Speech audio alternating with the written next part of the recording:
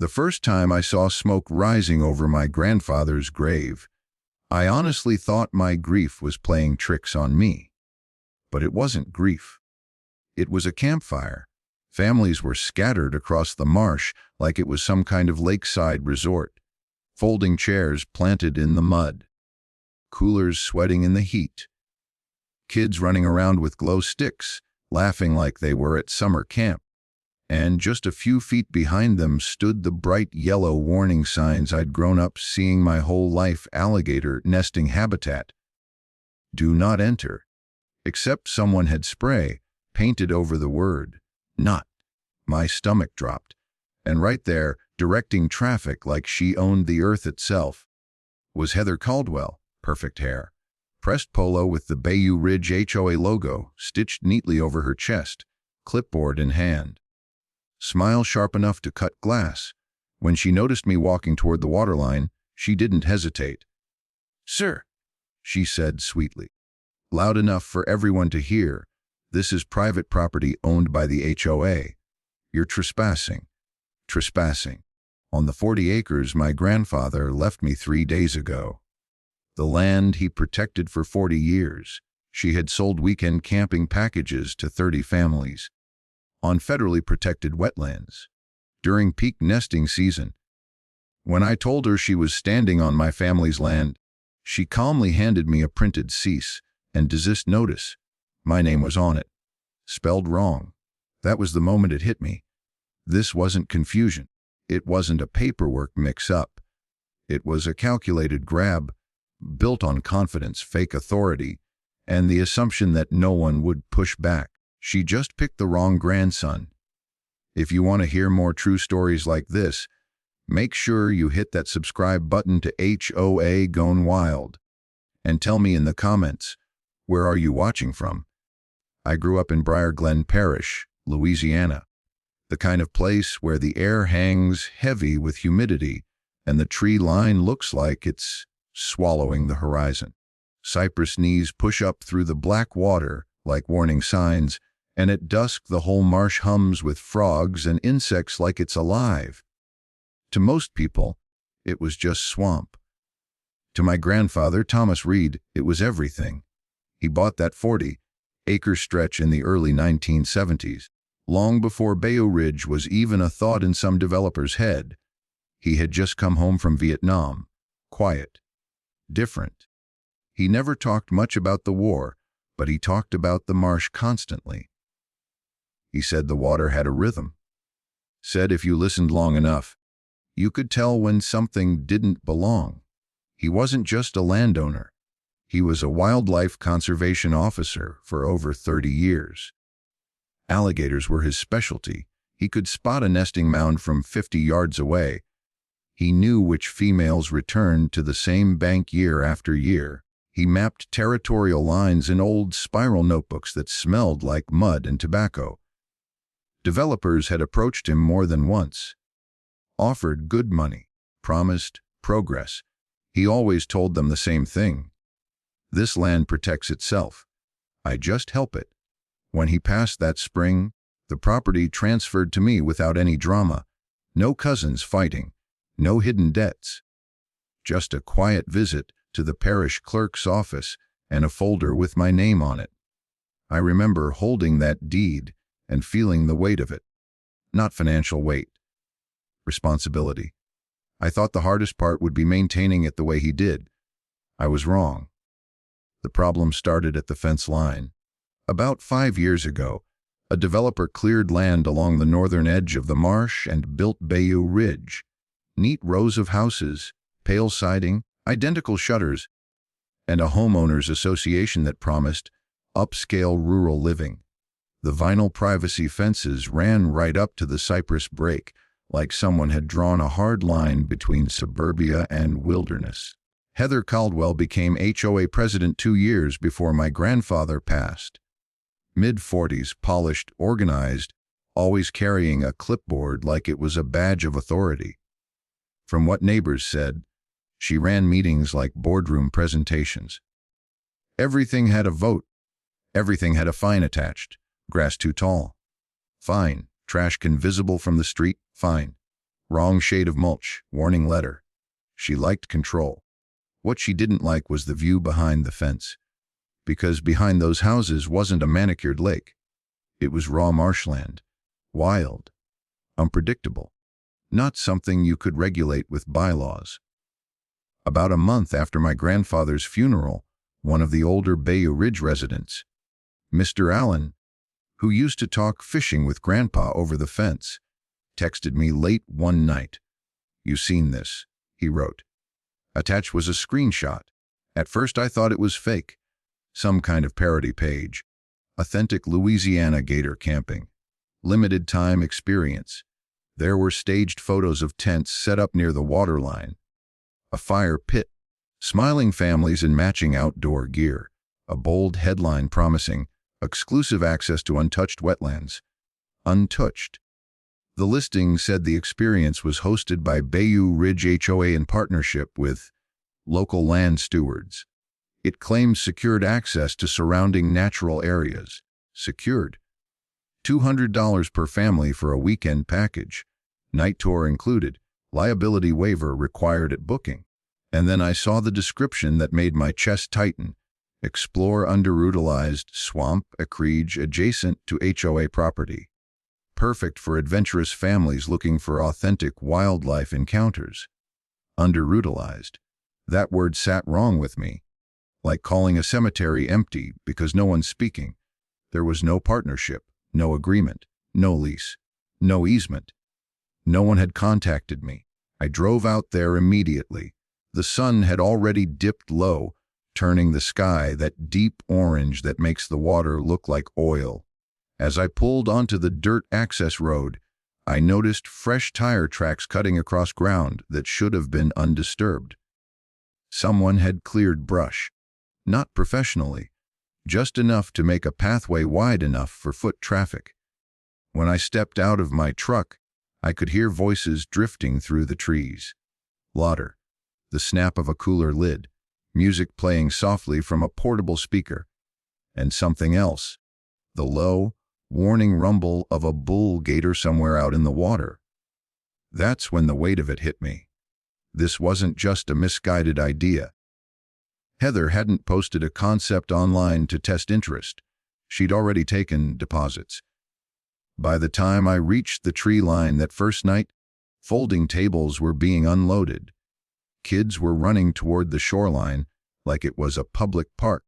Someone had already dragged driftwood into a circle for a fire pit, and near the entrance, zip tied to a wooden stake, was a laminated sign with the Bayou Ridge logo, "Welcome Campers."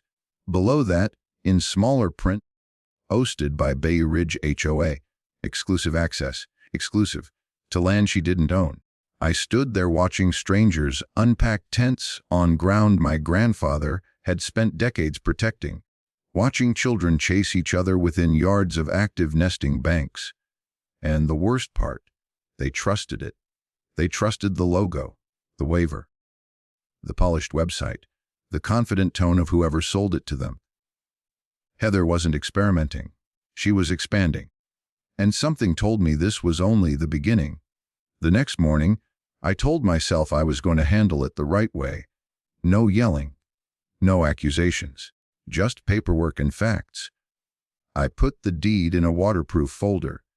Added the transfer documents from the parish clerk's office. Printed copies of the tax records showing the property had been in my grandfather's name for over 40 years and legally transferred to me after his passing. I even highlighted the parcel boundaries in bright yellow so there could be no confusion. If this was a misunderstanding, it would be cleared up in 5 minutes. When I pulled up to the access road, there were already more cars than the night before. SUVs without of state plates, kids in rubber boots, parents carrying folding chairs like they were setting up for a soccer game. Heather was standing near the entrance again, sunglasses on, coffee in hand, greeting families like a cruise director. I walked straight up to her. "We need to talk," I said, keeping my voice steady. She smiled. That same thin, practiced smile. "If this is about your little outburst last night..." "Sir, I assure you everything here is legally permitted. I opened the folder and held out the deed. This land belongs to me. It always has. There's no permit. There's no lease. You don't have access rights. She didn't even take the papers. Our attorneys verified access rights, she said smoothly, adjusting her sunglasses. You're mistaken. I'm not mistaken. She sighed like I was a child arguing about a playground rule. Then she pulled a single sheet from her clipboard and held it up. It looked official at first glance. Parish letterhead. Legal language. A highlighted paragraph referencing a temporary maintenance easement, tied to early development drafts of Bayou Ridge. I recognized the subdivision documents she was referencing. They were from years ago, preliminary proposals, before the neighborhood was even approved. One version had included a vague clause about shared drainage access for stormwater overflow. Drainage access, not commercial camping, not paid tours, not weekend events.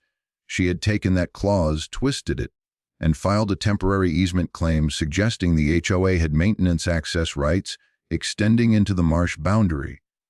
It was clever, not correct, but clever enough to confuse someone who didn't know the land. You can't seriously believe this gives you authority to sell tickets, I said. She shrugged. The HOA board voted unanimously. We're improving underutilized land for community benefit. Behind her, a group of kids were crouched near a sandy mound, poking it with sticks. My chest tightened. That wasn't just dirt. That was a nest. Alligators don't bluff during nesting season. A mother will stay hidden in the water until she decides the threat is real. And when she decides, she doesn't hesitate. Get those kids away from that bank, I said sharply. Heather turned, glanced casually, then waved a dismissive hand. It's a guided habitat experience. We've assessed the risks. Assessed. I looked around and realized something else. The original yellow wildlife warning signs my grandfather and the state had installed years ago were gone. In their place were bright green HOA, branded signs reading, guided habitat experience, stay with your group. No mention of nesting season, no mention of protected habitat, no mention of restricted entry. My patience snapped. You removed state wildlife signage, I said. That's not just unethical. That's illegal. She leaned in slightly, lowering her voice. You're making a scene in front of paying guests. Paying guests. That was the moment I stepped back and pulled out my phone. I called Parish Wildlife Services. I explained quickly. Active nesting season, commercial activity, signage removed, possible habitat disturbance. They said they'd send someone out. Heather watched me make the call without a hint of concern. Good, she said. We've already coordinated with local authorities. Coordinated. About 20 minutes later, a white Wildlife Services truck rolled up the dirt road. Relief washed over me, briefly, because right behind it came a black sheriff's SUV. Sheriff Dale Mercer stepped out adjusting his belt. Slow and deliberate. He'd been in Briar Glen Parish law enforcement for as long as I could remember. Friendly with developers. Regular guest at HOA ribbon cuttings. Heather walked straight toward him like they'd rehearsed it. They spoke quietly for a moment. She handed him papers. He nodded. Then he turned to me. Sir, he said evenly, we've received reports that you're disrupting a permitted private event. Permitted by who? I asked. That's my land. Heather stepped forward before he could answer. This gentleman has been claiming ownership without proper documentation, she said, loudly enough for nearby families to hear. We've shown him the easement agreement multiple times. Multiple times. She hadn't even read my deed. I held up the folder again. Sheriff, the property deed is right here. It's been in my family for decades. There is no commercial access, no lease, no agreement. Sheriff Mercer glanced at the folder, but didn't reach for it. This is a civil matter, he said. "If there's a dispute, you take it to court. Right now, these families have paid for an event. You're creating a disturbance. A disturbance." Behind him, one of the wildlife officers looked uneasy, scanning the shoreline, where the kids were still too close to that nest. But the sheriff had already made up his mind. Heather folded her arms, confident. In front of 30 confused families, people who had no idea they were standing in the middle of a property dispute. I was asked to step away from the event area. When I refused to leave without at least retrieving the original warning signs, Sheriff Mercer placed a hand on my shoulder. "Don't make this harder than it needs to be," he said quietly. And just like that, I was escorted off my own land. As I walked back toward my truck, I could feel eyes on me, parents whispering, kids staring, Heather reassuring them with that polished smile. I didn't feel embarrassed. I felt something colder. Frustration had burned hot the night before. Now it settled into something sharper. They thought confidence was ownership. They thought paperwork tricks were power. They thought I would get overwhelmed and walk away. They were wrong. That was the moment frustration turned into something else. Resolve. That night, after being walked off my own property, like I was some kind of trespasser, I didn't go home. I went to my grandfather's shed. It sat about 50 yards from the main trail, half hidden behind a line of cypress trees. The wood was weathered gray, the metal roof dented from years of storms. I hadn't been inside since the funeral. Part of me wasn't ready, but now I needed answers. I unlocked the door and flipped on the single hanging bulb. The place smelled like oil paper and marsh water. His boots were still by the door. His old field hat hung on a nail. For a second, the anger faded and I just stood there swallowing hard. Then I started opening cabinets. My grandfather documented everything. Spiral notebooks stacked in milk crates. Hand-drawn maps pinned to corkboards. Title charts. Nesting cycles. Dates and temperature notes written in careful block letters. I pulled one journal at random and flipped it open. Female near North Bank returning. Aggressive. Protect perimeter. Another notebook detailed nesting densities by season. Another mapped territorial overlap during drought years. He hadn't just studied the marsh, he had defended it. Then, in the back of an old filing cabinet, under a stack of manila folders, I found something different. Official letterhead. United States Fish and Wildlife Service. My heart started beating faster. 3 years earlier, my grandfather had submitted habitat assessments and breeding data to support a seasonal federal designation for the marsh. The approval paperwork was there in full, signed, stamped, finalized. Protected seasonal breeding habitat. The designation didn't transfer ownership. It didn't make the land public. But it did one critical thing. It prohibited commercial exploitation during nesting season without federal review and authorization. No tours. No ticket sales. No organized camping events. Violations could trigger federal penalties, especially if wildlife feeding altered natural behavior. I sat back on the wooden stool and let that sink in.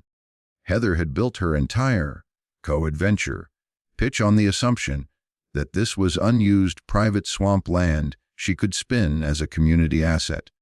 Either she had never checked federal habitat records, or she had and decided the risk was worth it. Either way, what she was doing wasn't just arrogant. It was illegal. And it wasn't small. The next morning I checked her booking site again. The page had been updated. Due to overwhelming demand, Bayou Ridge HOA is expanding access with exclusive night tours and youth educational sleepovers. Night tours, youth sleepovers. During peak nesting season, I stared at the photos she'd added. Lantern-lit trails. Kids in matching shirts labeled Junior Gator Explorer. Parents smiling under string lights set up near the waterline. She wasn't slowing down. She was escalating. That's when I made the call. I reached out to the regional wildlife enforcement office and asked to speak with someone about a protected habitat violation. After a few transfers, I was connected with Special Agent Maria Alvarez. Her voice was calm, measured, professional. I explained everything. The property transfer, the fabricated easement claim, the removal of state signage, the commercial bookings, the feeding rumors I'd overheard from one parent who mentioned staff tracking activity before tours. She didn't interrupt. When I finished, there was a brief pause. "Do you have documentation of commercial transactions?" she asked. "Video or photo evidence of organized tours?" "Not yet." Another pause. "Listen carefully," she said. "Private land disputes are one thing. Federal habitat violations are another. We can't intervene unless there's clear commercial exploitation or wildlife interference. Document everything: payments, advertising, signage changes, any evidence of feeding or nest disturbance." "So you're saying?" "I'm saying if they're profiting off protected breeding habitat without authorization, that's our jurisdiction. But we need proof." Proof. That word echoed in my head. I had paperwork. I had federal designation. But I needed visible evidence that she was actively monetizing it. Before hanging up, Agent Alvarez added one more thing. "If they're escalating to overnight youth events, they're increasing liability exposure. People who move that fast usually assume no one will challenge them." She didn't need to say the rest. Challenge them. That was my job. Over the next week, Heather's operation grew bolder. She installed a portable payment kiosk near the access trail. She added a banner at the Bayou Ridge entrance advertising, "Limited spots remaining." Parents began posting online reviews praising the authentic wilderness vibes. One comment made my stomach twist. "Staff even made sure we saw a gator up close." Made sure. Alligators don't perform on command, unless someone conditions them. One evening, I drove past the marsh boundary just before sunset. I stayed hidden near the tree line. I watched as a volunteer. One of Heather's HOA committee members carried a 5-gallon bucket toward the water's edge before a tour began. He dumped something into the shallows. Within minutes, ripples moved across the surface. Parents gasped. Kids cheered. Heather raised her arms dramatically like she'd orchestrated nature itself. That's when I knew. This wasn't going to resolve politely. She wasn't confused. She wasn't mistaken. She was building a business, and the faster she expanded, the harder she would fall. I went back to the shed that night, pulled out every federal document my grandfather had saved, and laid them across the workbench. She thought she had paperwork power. She thought a logo and a confident voice made her untouchable. But she had stepped into federal territory. And this time, I wasn't going to show up with just a folder. I was going to show up with evidence. After the sheriff escorted me off my own land, every instinct in me wanted to march right back in with the federal paperwork and shove it in Heather's face. But anger makes you sloppy. And sloppy wouldn't beat someone like her. So instead of confronting her again, I did something that probably confused her more than anything else. I went quiet. I stopped arguing at the fence line. I stopped showing up during tours. I let her believe I had backed down. And while she expanded, I prepared. Over the next few days, I installed motion, activated trail cameras along the legal boundary lines of my property. I knew exactly where those lines ran. My grandfather had walked them with me since I was 12 years old. I placed cameras high in cypress branches and low along game trails, angled toward the areas where Heather's guests were gathering. The goal wasn't confrontation. It was documentation. Every sign that had been removed, every new banner she installed, every folding table where money changed hands. Every time someone carried equipment across the property line. I even captured the portable payment kiosk. She had set up near the marsh entry, complete with a laminated price list zip tied beside it. $200 per family, $300 for the overnight Junior Gator Explorer package. It was organized, structured, commercial. Exactly what Agent Alvarez said we needed. But then Heather made the mistake that changed everything. She got greedy. Attendance had grown. Word was spreading online. Parents were posting pictures of glowing eyes reflecting off the water at night. Reviews praised the guaranteed sightings. Guaranteed. Anyone who truly understands wildlife knows you can't guarantee it, unless you're manipulating it. One Friday evening, just before sunset, one of my cameras caught something that made my stomach turn. Heather stood at the water's edge, holding a plastic grocery bag. Around her, families gathered in a semicircle like an audience waiting for a performance. Kids leaned forward with their phones ready. She reached into the bag and pulled out pieces of raw chicken. Then she tossed them into the shallows. Not once, not casually, deliberately, repeatedly. Within minutes, the water shifted. First came the ripples, then the low, steady glide of a broad back cutting through the surface. An adult gator, conditioned, drawn in. The crowd gasped with excitement. A few parents clapped. Heather raised her arms dramatically. "See," she called out. "They're curious, not dangerous." Curious. I watched the footage 3 times, making sure there was no ambiguity. The camera timestamp was visible. The property boundary markers were clear in frame. Her face was unmistakable. Feeding wildlife during nesting season, in protected breeding habitat, during a commercial event, it was beyond reckless. It was criminal. And she didn't stop there. The following night, during one of the youth sleepovers, things almost went very wrong. A father slipped in the mud near an active nesting bank. I had warned about that exact spot weeks earlier. The camera caught him stumbling, grabbing at a tree root, nearly falling toward the water. Within seconds, an adult gator surfaced less than 10 feet away. The reaction was instant. Screams. Children crying. Parents scrambling backward. For a split second, the air felt electric. That charged silence right before chaos. The gator didn't lunge. It held position, watching. And then, unbelievably, Heather stepped forward and laughed. "This is authentic wilderness?" she said loudly, trying to regain control of the crowd. "They're more scared of us than we are of them." That was not true. Not during nesting season. Not after being fed. The father pulled himself back up, pale and shaking.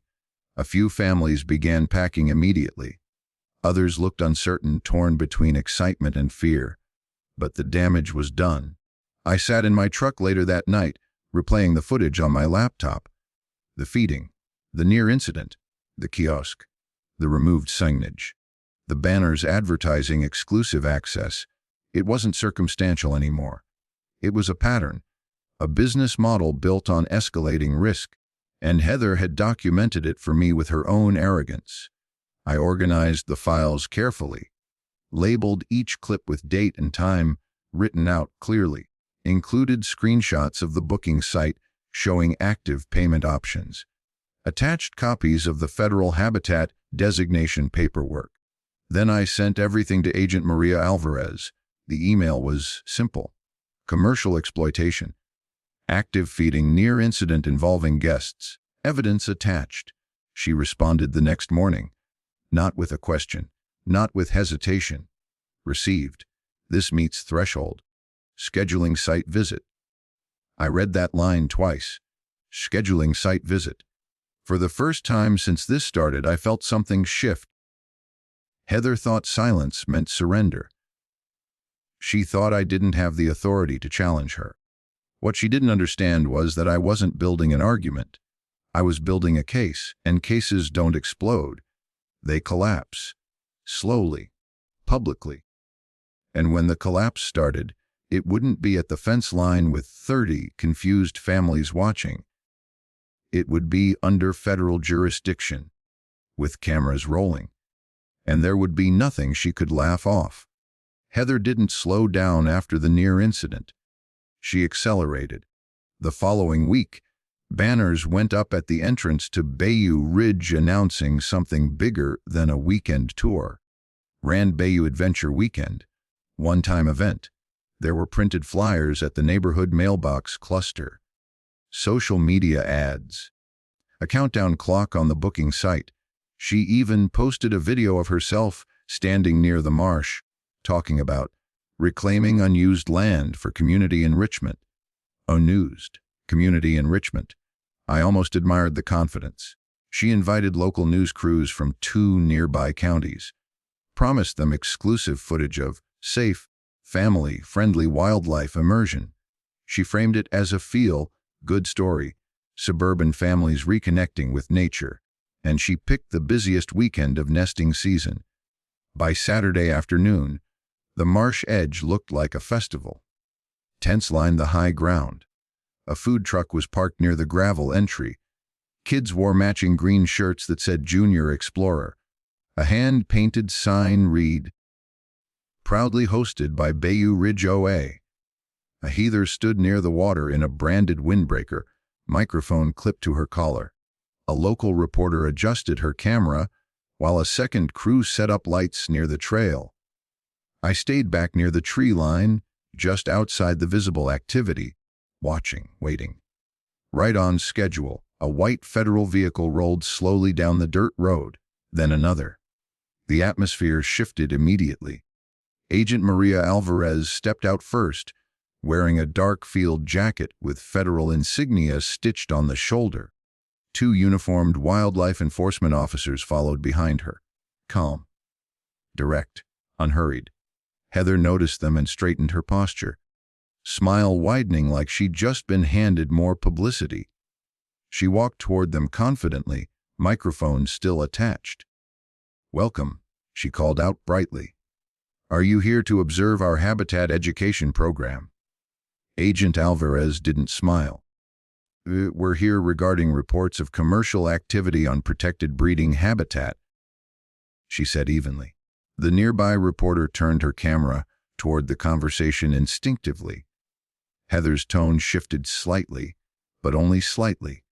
"This is a private HOA-hosted event on secured adjacent land. May we see your commercial permits?" Agent Alvarez asked. Heather hesitated for just a fraction of a second before gesturing to a volunteer to bring her clipboard. She flipped through papers and handed over a packet. "HOA authorization," she said smoothly. "Board approved. Liability waivers signed by all participants." Agent Alvarez glanced down briefly, then looked back up. "I'm asking for federal wildlife authorization for commercial use during nesting season." Heather blinked once. "These are community guests," she said, "not a commercial enterprise." Behind her, a family stood at a folding table paying a volunteer through a mobile card reader. The reporter's camera zoomed in slightly. Agent Alvarez's voice remained calm. "We have documentation of payment structures, advertised tour packages, and evidence of wildlife feeding." At the word feeding, a few parents nearby turned their heads. Heather's smile tightened. "We would never endanger guests. Are you aware," Agent Alvarez continued, "that this parcel is designated as federally protected seasonal nesting habitat?" The words seemed to land physically. Heather's expression shifted, just a flicker, before she recovered. "Our legal team reviewed all access rights," she said, voice firmer now. "This land was classified as underutilized and adjacent to our development." "Ownership and adjacency are not the same as authorization," Agent Alvarez replied. At that exact moment, Sheriff Dale Mercer's SUV pulled in fast enough to kick up dust. He stepped out looking irritated. "What's going on here?" he demanded. Heather turned toward him like backup had arrived. "Sheriff, they're attempting to disrupt a permitted community event." Agent Alvarez didn't even look at him. "This is a federal matter," she said clearly. We are investigating commercial exploitation of protected wildlife habitat. Sheriff Mercer shifted his stance. This is parish land jurisdiction. No. Agent Alvarez corrected, finally meeting his eyes. It is not. The tension in the air was thick enough to choke on. Parents began whispering. A few started folding chairs quietly. One mother grabbed her child's hand and stepped away from the waterline. The news crews kept filming. Heather, instead of stepping back, leaned in harder. "This is being blown out of proportion," she said into the nearby microphone. "We are providing safe, educational access to nature. Families deserve experiences like this." Agent Alvarez turned slightly and gestured toward the shoreline. "Is that your staff member?" she asked. A volunteer stood near the water with a white bucket at his feet. The camera caught it clearly. Heather followed the agent's gaze and hesitated. "It's part of our tour equipment," she said quickly. "Please open the bucket," Agent Alvarez instructed. The volunteer froze. Sheriff Mercer stepped forward. "You can't just." "We absolutely can," Agent Alvarez interrupted calmly. The volunteer lifted the lid. Inside were raw chicken pieces. A collective murmur moved through the crowd. Agent Alvarez didn't raise her voice. "Feeding protected wildlife during nesting season alters natural behavior and increases aggression risk," she said. "Doing so in connection with paid public events constitutes a federal violation." Heather opened her mouth to respond and made the mistake of speaking before thinking. "We'll only use small amounts to ensure sightings," she said. Silence. The reporter's eyebrows lifted slightly. Agent Alvarez nodded once. "Thank you for clarifying." The families were packing faster now. The father, who had slipped earlier in the week, was shaking his head angrily. A few parents demanded refunds on the spot. Sheriff Mercer looked caught between irritation and realization. Heather kept talking. She tried to pivot, to explain, to reframe, but every sentence tightened the net. She had invited cameras for a victory lap. Instead, she was giving a recorded confession, and the collapse had just begun. The collapse didn't drag out. It snapped. Once the bucket was opened and the cameras caught raw chicken sitting inside it, everything shifted from debate to enforcement. Agent Alvarez didn't raise her voice. She didn't threaten. She simply turned to the uniformed officers and gave a small nod. "Shut it down," she said. And just like that, the Grand Bayou Adventure weekend was over. One officer walked toward the payment kiosk and powered it off. The other began instructing families to clear the immediate shoreline area, not aggressively, just firmly. Controlled. Official. Heather tried to protest. "You can't just cancel a community event," she said, her voice no longer polished, strained now. Agent Alvarez faced her calmly. "Commercial exploitation of federally designated breeding habitat without authorization is a violation. Feeding wildlife during nesting season compounds that violation. This operation is suspended effective immediately." The reporter stepped closer. "Is this land protected?" she asked. Agent Alvarez didn't hesitate. "This property is privately owned and federally protected. Any commercial use during nesting season requires federal review. That authorization was not granted. Privately owned. Federally protected. On camera." You could see the realization ripple through the crowd. Parents looked at each other. Some stared directly at Heather. Others pulled out their phones, likely checking the booking page they had trusted just hours earlier. Heather's composure began to fracture. "This is a misunderstanding," she insisted. "We relied on legal guidance." Agent Alvarez replied evenly. "We'll determine that during the investigation." Investigation. That word hit harder than anything else. Within minutes, federal officers began documenting the scene. Photographs of signage, the bucket, the kiosk, the tents set up within restricted boundary lines. They requested access to booking records. Heather hesitated again. "We don't keep detailed transaction logs on site," she said. Agent Alvarez looked at her directly. "We will be issuing subpoenas for all associated accounts and payment processors." There was no arguing with that. Sheriff Dale Mercer stood off to the side, unusually quiet, when he finally attempted to interject, suggesting that local coordination might resolve things. Agent Alvarez reminded him, politely but firmly, that federal wildlife jurisdiction superseded parish authority in protected habitat matters. 2 days later, the numbers came in. Over $40,000 collected in 3 months. Weekend packages, night tours, youth sleepovers. All unauthorized. All conducted during peak nesting season, and all traceable. The local news station aired the footage that evening. The clip of the raw chicken in the bucket. The statement confirming federal protection. Heather's own recorded admission about ensuring sightings. The narrative flipped overnight. What had been marketed as a bold community initiative became a cautionary headline. Event halted amid federal habitat investigation. Parents who had paid for adventure began demanding refunds publicly. Online comment sections filled with anger. Some admitted they had assumed everything was legitimate because the HOA logo was attached. The booking website vanished within 48 hours. Social media posts were deleted, but screenshots travel faster than cleanup.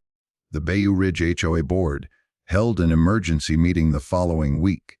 This time, it wasn't a polished presentation with neatly printed agendas. It was tense. Closed-door damage control. Several homeowners had already begun asking uncomfortable questions. Why was the board not informed about federal designation? Who authorized commercial expansion? Why were wildlife feeding practices approved? Heather attempted to frame it as a communication oversight, but the evidence was concrete. Federal notices were delivered formally. Civil penalties were outlined. Financial disclosures were required. Sheriff Mercer, meanwhile, was placed under administrative review for potential obstruction and failure to verify property ownership during an active dispute involving protected land. It wasn't a dramatic suspension, no flashing lights, just a quiet but serious internal review, and Heather, her confidence drained in real time. The same family she had charged for exclusive access showed up at HOA meetings demanding explanations. One father stood and said plainly, "You put our kids near a nest you knew was active. There's no smooth response to that." Within 3 weeks, the HOA board voted to remove her as president pending the outcome of the federal investigation. The vote wasn't unanimous, but it was decisive. She resigned the following morning. Civil fines followed shortly after. Not jail time, not theatrical punishment, but significant penalties tied to unauthorized commercial activity and wildlife feeding violations. Enough to sting. Enough to be remembered. The spray-painted warning signs were replaced under federal supervision. Fresh yellow markers went up, clearly stating nesting restrictions and protected habitat boundaries. No more green HOA logos. No more whited habitat experience, just the truth. When I walked the boundary line a week later, the marsh felt different, quieter. Not because nature had changed, but because the noise around it had finally stopped. The tents were gone. The kiosk was gone. The banners were gone. And for the first time since this started, no one was pretending to own something they didn't. Heather had wanted publicity. She got it. Just not the kind she planned. The aftermath was quieter than I expected. After weeks of tension, flashing cameras, and legal notices, the noise just faded. Bayou Ridge HOA released a formal written apology to homeowners and adjacent property stakeholders, which was a polished way of saying me. It acknowledged procedural errors and misinterpretation of access rights. It didn't admit intent. It didn't use the word illegal. But it was an admission nonetheless. A copy was mailed to my house, and posted on their community board. What mattered more were the personal conversations. Over the next couple of weeks, a few of the families who had attended the events reached out directly. Some knocked on my door. Others sent letters. One father, the same man who had slipped near the nesting bank, stood awkwardly on my porch one evening with his cap in his hands. "We thought it was all approved," he said. If we'd known, I believed him. Most of them genuinely didn't know. They trusted the logo, the structure, the confidence. They saw an organized HOA event and assumed someone had done the legal homework. That was the part that stuck with me the most. Authority doesn't have to be real to look real. Heather moved out before the end of summer. There was no dramatic perp walk, no flashing lights, just a moving truck one humid Saturday morning and blinds slowly closing behind her. Rumor around town said the fines were steep. There were civil penalties tied to the unauthorized commercial activity, insurance complications, legal fees. Consequences have a way of stacking quietly. Sheriff Mercer's review concluded without public spectacle, but he was reassigned away from property dispute responses involving protected land. Official language called it policy clarification. In a small parish, that speaks volumes. The HOA board elected a new president, a retired school principal named Linda Carver. Practical, soft-spoken. The first thing she did was remove every reference to co-adventures from their marketing materials. A month after everything settled, Agent Alvarez contacted me one final time. The investigation was formally closed. Civil penalties were paid. No further commercial activity had been detected. "You handled it the right way," she told me. "You documented. You stayed patient. That matters. Patience." It wasn't easy, but it worked. Shortly after, I completed paperwork to formally register the land under a conservation name, Thomas Reed Conservation Marsh. Not because it needed validation, but because my grandfather deserved permanence. State biologists visited in early fall to install reinforced, protected habitat signage along key boundary lines. Not the thin metal sheets from before, solid, permanent markers anchored deep. Clear language about seasonal restrictions. Federal designation numbers included. Official, visible, undeniable. The first evening after the last sign went up, I walked the property alone. No tents, no banners, no sound of generators humming. The marsh had returned to its natural rhythm. Wind through cypress branches. The distant splash of something moving beneath the surface. Egrets stepping carefully through the shallows. It felt like exhaling after holding my breath for months. Grief hits differently when chaos surrounds it. I hadn't properly processed losing my grandfather because I'd been fighting to protect what he left behind. Now, standing on the same ground where strangers had once pitched tents, I felt something settle. Peace, not victory, not trance. The land didn't need applause. It didn't need headlines. It just needed space to function the way it always had. Every so often, I still get emails from people who saw the news story. Some ask questions about conservation. Some apologize on behalf of overreaching OAs. A few even ask if I'll ever open the marsh for guided tours. The answer is always the same: no. Because this land was never meant to be a weekend attraction. It was meant to be protected. And for the first time since my grandfather passed, it felt like it was. No coolers stacked against tree trunks. No campfires crackling too close to nesting banks. No spray paint on warning signs. Just the wind moving slow across the water. And somewhere out there, beneath the surface, the quiet assurance that the marsh was exactly as it should be. I never wanted a battle with the HOA. I just wanted my grandfather's land treated with the respect it deserved. What I discovered along the way is simple, but powerful. Confidence doesn't equal authority. Just because someone wears a logo on a polo and carries a clipboard doesn't mean they own the ground beneath their feet. Heather saw wetlands as empty space, a chance to make a quick profit. My grandfather saw responsibility. He understood that land carries a story, a duty, a legacy. Every tree, every creek, every patch of wildflowers mattered. And now, as I walk those 40 acres, I feel the weight of that lesson, the one he never spoke aloud but lived every day. Stay calm, gather proof. Let the truth speak for itself. No amount of shouting, intimidation, or paperwork can drown it out. Even the most insistent HOA enforcer can't rewrite reality when you've done your homework and stood your ground. This isn't just about land or rules. It's about patience, perseverance, and knowing when to hold your silence while letting evidence do the talking. It's about understanding that respect isn't demanded, it's earned, quietly, through consistency and integrity. Every inch of this property reminds me of that. Every step echoes his quiet wisdom. And that's the real power. Not titles, not emails, not threats, but the truth, standing firm. If you want to hear more true stories like this, hit that subscribe button to HOA Gone Wild and drop a comment letting me know where you're watching from. Your stories matter too.